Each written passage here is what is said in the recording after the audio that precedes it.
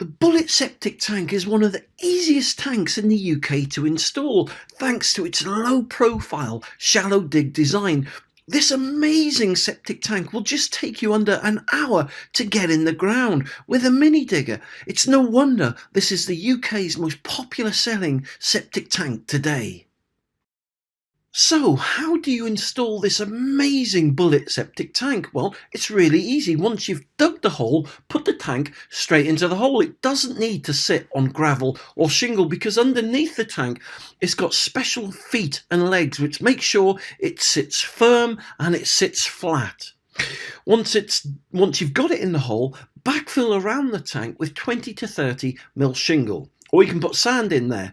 The reason it doesn't need concreting is because of the tank's amazing rib design. So it just absorbs any water pressure, stopping it popping out of the ground. Once you've backfilled with shingle, just cover everything over with topsoil. Job done.